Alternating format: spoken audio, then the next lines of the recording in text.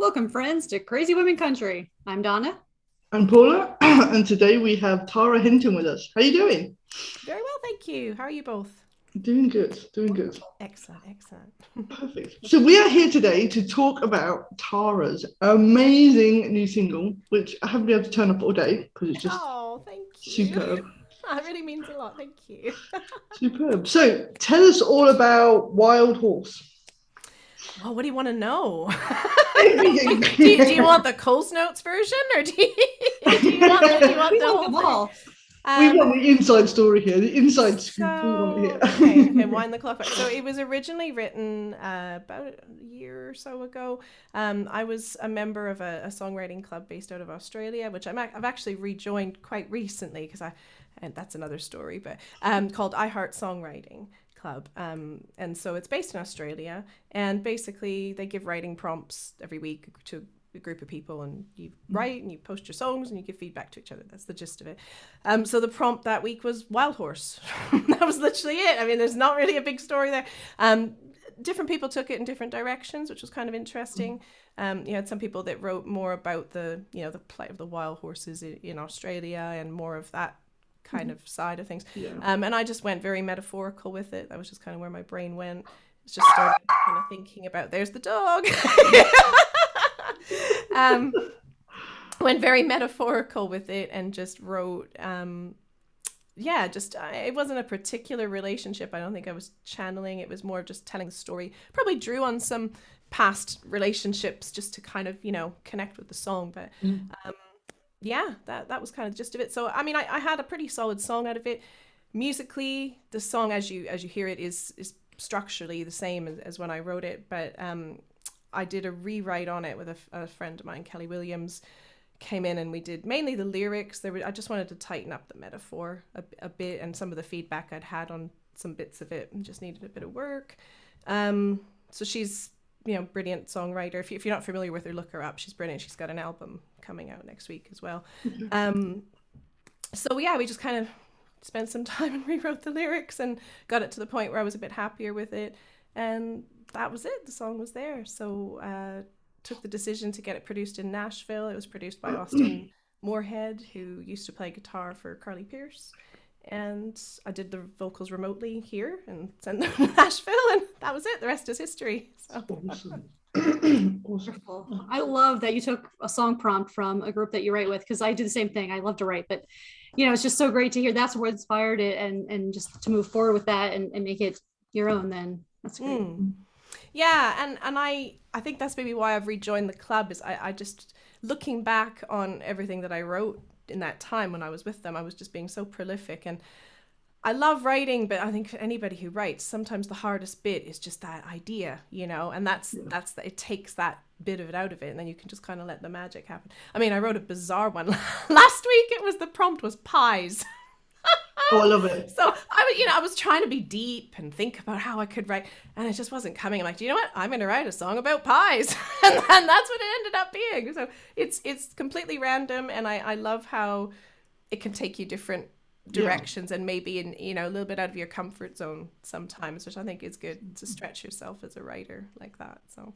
And so much, it's, as you mentioned, it's so much fun also to listen to where everyone else does go with it. Absolutely, because like sometimes you both have some people have the same ideas and go kind of the same way, but and it'll be something totally off the wall, and just it's more often than not it's not, though. That's the really interesting thing. Like, somewhere where you go naturally, you just assume that everyone else is going to interpret it the same way, or sometimes you kind of take it, but you actually have completely the opposite spin on it, which is quite neat as well. That's perfect. I love that. Very, very cool. And I love it, I must admit. But I have to say, I made a mistake there. I pressed play on it and it was playing. And I'd listened to it a few times beforehand. And I didn't think it was playing. I think my laptop wasn't playing properly. So I pressed it again and I had double of it. And I'm thinking, random bits didn't happen before. It's like Stephen Reich or something. Twice. Like, what the hell is going on here? I've done that as well and kind of questioned, like, I don't know what's going on there. Yeah, it's quite strange when your computer does that to you. Yeah. Anyway. It was an interesting take on the song. Lucky I hadn't got to the singing, because that could have been really weird. Just be like an echo the whole way through. But quite funny. Like me in a big arena or something. Oh, big echo going on. There you go. A whole completely different take on that song. So very cool. I love it. Oh, that's perfect. But no, I must admit, I do love the metaphor, and it's like it's kind of that breakup song, but it's not overly sad. It's kind of a more of a "I'll set you free" kind of song. You know what Yeah, I mean? I think that was it was meant to have a very much a, you know, taking ownership and having that element of kind of empowerment, you know, no longer allowing yourself to put yourself in that position of being vulnerable to that. Because I think we've all probably done that in relationships, you know, trying to change somebody into what they're not, and being in denial about the fact that, you know, you think they're perfect for you, and really it's not at all, you know, and perspective kind of takes a while sometimes to be able to realize that. Yeah, that's awesome. I loved it. Absolutely loved it. So. Thank you very much. So when you wrote this, now I'm going to ask this because did you write lyrics first, guitar first, or the melody first, or did you kind of do both together? I have to think back how this came now. I think because if I remember correctly, there was a word inclusion element to the write as well, like kind of an optional guideline. I think there was a list of 6 or 8 words that you can, I don't think I managed to include all of them. So I think I maybe had started playing around with just some phrases that I could use with those words to try to plug them in. But if I remember correctly, I think the chorus kind of came to me, at least melodically, when I was out for a walk. I don't think I had the whole thing. There was a lot of humming going on, and all the words weren't there yet. But I just I just had this little melody come to me. So that tends to happen to me. I sort of, my songwriting is more like a patchwork quilt. Like I don't just sit down and write the lyrics and then sit down and write the chords. It'll be like, okay, I'll get like a little fragment of something, and then it's just trying to make sense of it. Like, okay, where am I hearing that? Is that chorus? Is that verse? What is that? Yeah.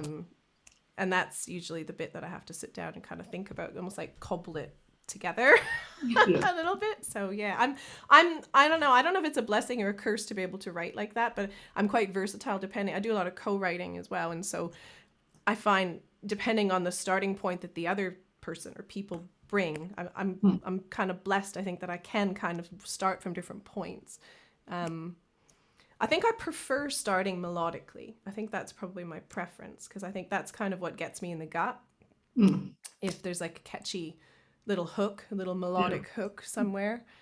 And then sometimes that tells me what the song's about, because it just paints some sort of image in my mind of that's a story about that, you know? Yeah. It's all a bit of a mystery, really. I think songwriting's amazingly mysterious sometimes. And you never know what you're going to get. You know, you wake up in the morning and you never really know what's going to shake out of you before you go to bed that night, you know, so. That's cool. Absolutely. Everyone is so different. Go ahead, sorry. Definitely. So was this the first idea, or did you have something else before this? Did you, you know, play around with other ideas, or was this literally the first idea and it just...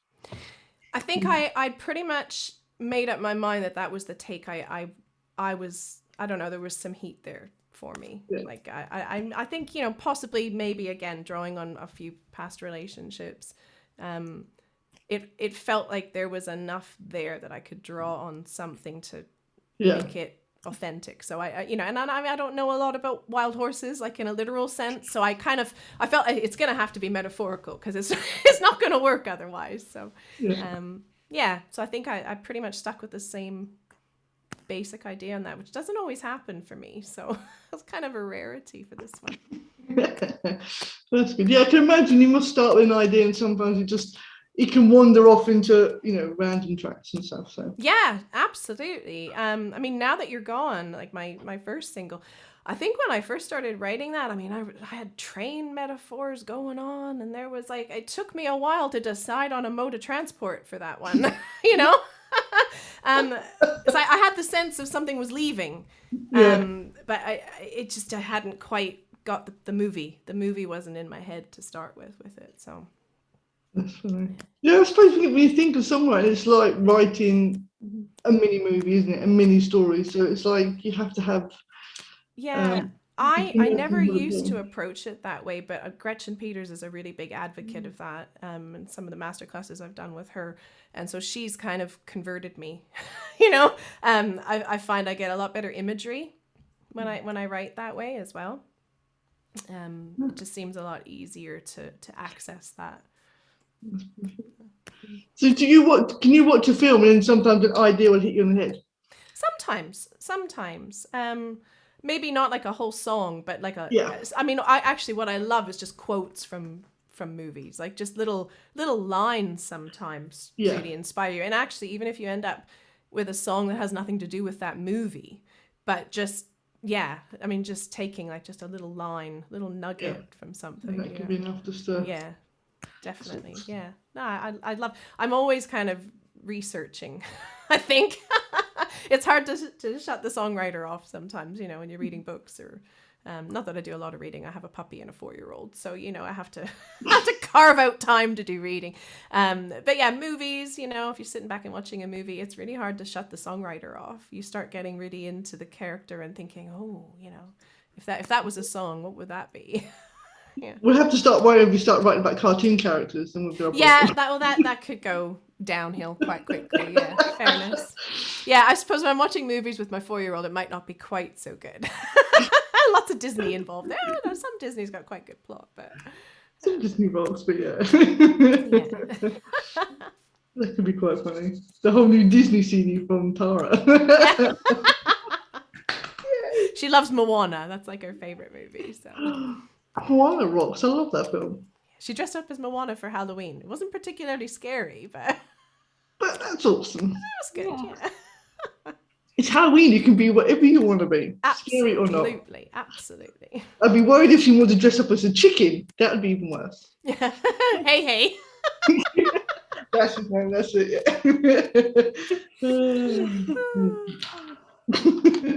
Yeah. We digress. Yes, so we digress. Yeah. What is your favorite Halloween costume? There you go. Oh, goodness me. What, you mean like from years gone by? I mean, now, I'm pretty boring now. I just stick a witch's hat on. That's it. I'm done. I don't even think I got that down from the loft this year. I just put a background on Zoom that had pumpkins on it. That was the equivalent of it. It's like, Happy Halloween. That's as festive as I'm getting for this one. That's awesome. Oh, yeah. It's like my original one. Hat backwards. I was like, yeah, I'm a DJ today. That's it. Let's go. We did carve a pumpkin though. We did actually have a jack-o'-lantern, so we did something. So, yeah. I must admit, it's not so big in the UK, is it, Halloween, compared to some countries? When I first moved over here, I've been over here for 20 years, and when I first moved over, I very much got the feeling that was the case. Now it seems to be getting a little bit bigger. I don't know if it's because they've kind of realized that it's like a money-making thing in the shops that they were kind of missing. They got to get on board that, But it seems a little bit more out, like a little bit more. I'd say on our street, it was probably maybe every second house had something out. So there was a good bit of candy going on there. Yeah, it was good. The dentists are going to get rich out of this, aren't they? Now you know that. That's it. Yeah, absolutely. Okay, one trick or treat the last 3 or 4 years, whatever it was. Yeah, I'm good. That's awesome. You can just adult up. You can just adult up. I could do that. Just more of a skeleton that'll scare the kids off, isn't it? Ah! That was so cool. Hey, I got them little Grinch outfits for Christmas, so See, I tried it with my dog, and she just wouldn't walk. She's like, "Oh, look, it's just a jacket." She's like, "Okay." We're giving you ideas for your dog now. Yeah, well, I was gonna try to do a picture with Cooper with like just some like antlers on for like Christmas card type things, but I think he'll eat them before I actually get to take the picture, so I don't know how that's gonna work. He's a puppy, he eats everything. Like, you don't want to see the state of one of my shoes. Oh. It's like barely holding together. Yeah. Puppies are the best. It's a good thing they're cute. Yeah. That's all I can say. It's a good thing they're cute, otherwise why would you bother? Oh, that's so cool. That is so cool. So, shall we wander back to the song? Yeah, go on then. Segue. Oh, that is so funny. That is so funny. It's being released today, Friday. Mm-hmm. Do you have a pre-save link? I do, yeah. It's all DistroKid, so I can send that through to you. So iTunes, I don't know in the States how it works. Over here, the link from DistroKid doesn't work very well for iTunes unless if you're on a mobile device, it just doesn't seem to work. I think they're phasing out iTunes, and so it all links to Apple Music, and of course Apple Music you can't purchase it if you haven't got the membership for it. So if you just go onto iTunes and search for my name, it does come up. Otherwise there is, if you go on any of my socials, there's a link to go onto Spotify and pre-save. So just Tara Henton Music is my handle everywhere. So awesome. But yeah, but hey, it's out, so there you go. Friday it'll be out. So everyone go get your copy now. Yeah. Run. Awesome. Yeah. You gotta keep up with the horse. Yes. He's running. Yes, you got to keep up with that wild horse. There you go. Perfect. That is so cool. So yeah. So how about we move on to the most exciting part of the interview? You get to perform. Yeah. I do that for you. Yeah. You get to hear this live. That is so cool. You get to hear an acoustic version of it. There we go. Even better. Look at that. Yeah. So me playing guitar, which is not my first instrument, by the way. So I do all right. I'm not a fancy guitar player by any stretch of the imagination. Is that coming through all right? Yeah. I always kind of joke about when I play guitar, because like some people are really fancy when they play guitar. My guitar gets a lot of dust up here. I don't play this bit of it over here. This is my happy space down here on the guitar. So is that okay? You guys hear me all right? Yeah. Cool. So this is Wild Horse, out on the 5th of November. Here we go.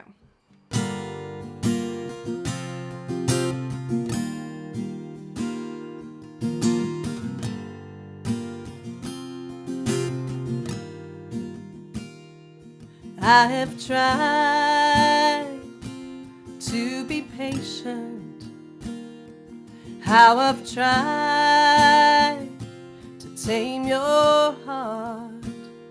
You pull away every time that I get too close. You fought me from the start. You always take what I can give you, but you don't give me what I need.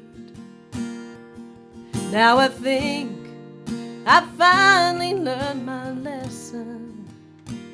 This time my heart agrees. I've gotta let this wild horse run, let him ride away. I can't rein you in if you don't wanna stay. I know it's just your nature, and I can't make you change. So I'm gonna let you ride, wild horse, ride away.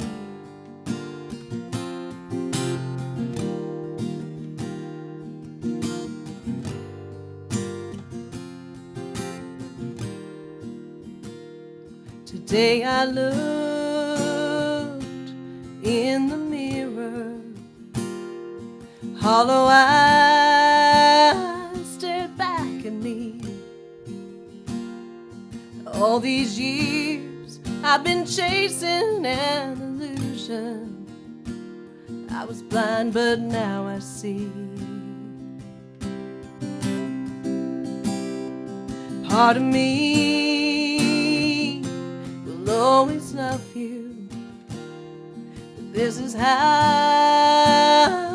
our story ends. 'Cause I'm the only one who's broken, and your heart will never bend, never bend. I've gotta let this wild horse run, let it ride away. I can't rein you in if you don't want to stay. I know it's just your nature, and I can't make you change. So I'm gonna let you ride. I've gotta let this wild horse run, let it ride away. I can't rein you in if you don't want to stay. I know it's just your nature, and I can't make you change. So I'm gonna let you ride. Yeah, I'm gonna let you ride. Wild horse ride away.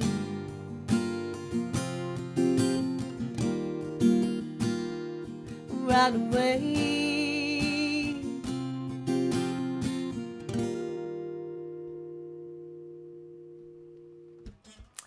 There it is. That is Thank awesome. you. That is awesome. I love that song. Aw, thank you so much. So which do you prefer, acoustic or the album version? I don't know. I think they're both very good actually, but I think it's good to have it here and actually see you sing it because you get that whole emotion through it and everything else as well. Oh, thank you. And interestingly, I actually wrote it on piano. So it's kind of morphed, and now I do tend to perform it more on guitar. But yeah, like the demo that I sent through to Austin was basically had a bit of drums I think on it and a bit of bass, but it was just me playing it on piano. So yeah, might have to dig that out sometime because I don't think I've actually performed it on piano in any of the lives that I've done for it. So yeah. It's got a very different feel. It almost gets more of an Adele kind of vibe to it on piano. So that's it. We need to get you live on Cruise Women Country's Facebook, and you can do it for the first time ever on the piano. Yes. That'd be cool. I'll have to remember. How to play because I think it was in a different key when I wrote it. It's morphed. It's changed. I think it's in a higher. I think it's a higher key now than when I wrote it. That's another thing that's interesting. Like now that You're Gone had a similar trajectory except the other way. It kept going down a semitone, down a semitone. Oh, there I can hit the high note now. I think when I first wrote Now That You're Gone, because I was thinking of pitching it, I was trying to write it more like in the key of, some people that I were thinking maybe I would pitch it to, but I couldn't sing it. Those keys are too high. I got a bit more of a lower range in my voice. I'm comfortable anyway. So That's very funny. yeah, it's one of those learning curves you go through songwriting when you're trying to write for other people. It's not always in your happy space. But I suppose it'd be better to write in your happy space because if they do take the song on, they can always change. Yeah, I think what it was I think when I demoed it, I was trying to demo it in a key that was really not my key. Not Wild Horse, but my previous single. So Wild Horse had just needed a lift. I think it was the opposite. I wrote it in a key that was very comfortable. But then when I was playing around with it, it just had a bit more, it was brighter somehow. Yeah. It's only a semitone higher than I wrote it, but it does sound a lot different. We should competition. Can you tell the difference in the song? You're going to find our songwriter. Who's got strong relative pitch? Which one's in which key? That'd be a tell. You didn't know there was going to be a test, did you? That'd be so funny. Name that key. Yeah, I'm pretty tone deaf, so I'm out. Well, the good news is, I suppose if you do major and minor only, you only got what? Not that many to choose from, really, do you? You'll be all right. F. Thanks. Like boggle, just shake it around and then just pick one and go, is it that one? No. Is it that one? Oh, that is so funny, yeah. Oh, that's great. Oh, shake it, that'll do. Funny. It has been a pleasure having you on today. Oh, it's been really nice chatting with you both. Nice to see you, and nice to meet you properly. Yeah, absolutely. Yeah. You meet new people in this day and age, is Zoom or whatever other instant gratification of social medias, and yeah, that's it. It's funny. The world does seem like it's gotten a lot smaller in the last couple of years with everybody kind of being on Zoom and Zoom and everything. Yeah, it's as much as it's been horrible not being able to physically see people that you would normally see. It's amazing to meet so many people that maybe you would have normally never had any contact with. So yeah, it's awesome. Definitely a good thing. So, Definitely. but thank you so much for having me on. Really means a lot. No And worries. thank you. You're welcome back anytime. Oh, thank you. And thank you all for joining us for the new single release, Wild Horses. Go get your copy now. No, or else.